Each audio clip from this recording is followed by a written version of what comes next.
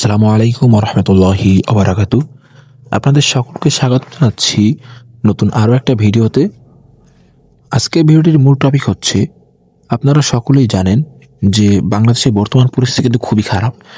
এই নিয়ে আজকের ভিডিও। আজ 13ই নভেম্বর বাংলাদেশ ছাত্রলীগ সহ আওয়ামী লীগ এবং এর যে অঙ্গ সংগঠন আছে এরা কিন্তু একটি লকডাউনের ঘোষণা দিয়েছে। এই নিয়ে কিন্তু আজকের ভিডিও। এর পূর্বে কিন্তু কয়েকটি জায়গায় বিভিন্ন ধরনের হামলা ঘটনা ঘটেছে, যেমন বাসে আগুন। এই বাসে আগুন দেওয়ার কারণে কিন্তু একজন বাচ্চা লোক মারা গিয়েছে, বাসের মধ্যে আটকে পড়ে। সেই সময় কিন্তু আরও দুজন ছিল, তারা কিন্তু টের পেয়ে বাস থেকে বের হয়ে যায়। ঠিক আছে, একটি পাম্পে আগুনটা দেওয়া হয়। এছাড়া বিভিন্ন জায়গায় ককটেল বিস্ফোরণ করা হয়, এনসিবির কার্যালয়ে ককটেল বিস্ফোরণ করা হয়, একজনকে গ্রেপ্তার করা হয়। খুলনা, চট্টগ্রাম, ঢাকার বিভিন্ন জায়গায় বিভিন্ন মিছিল হয়। এই নিয়ে কিন্তু আগে একটা ভিডিও করা হয়েছে।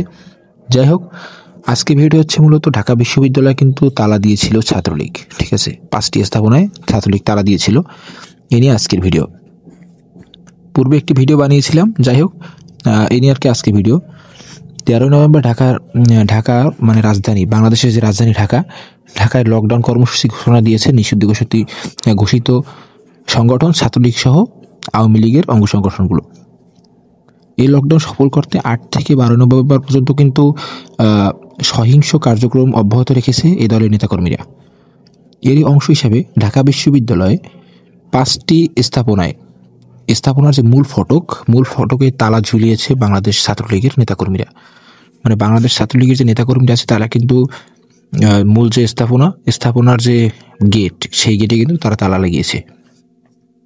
মঙ্গলবার 11ই নভেম্বর দিবাগত রাতে বিশ্ববিদ্যালয়ের চারুকলা অনুষদ ও শিক্ষা গবেষণা ইনস্টিটিউট সহ 5টি একাডেমিক স্থাপনায় তালা ঝুলিয়েছে ছাত্রলীগ।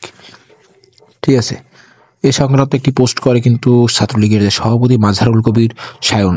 ঠিক আছে, তিনি কিন্তু একটি পোস্ট করে, তারপরে সেই পোস্টটি কিন্তু শেয়ার করে আবার বাংলাদেশ যে যুবলীগের যে কেন্দ্রীয় কমিটি আছে তার সদস্য, তিনি আবার পোস্ট করছে যে মানে শেয়ার করে ক্যাপশনে লিখছে যে দেখে শান্তি পেলাম।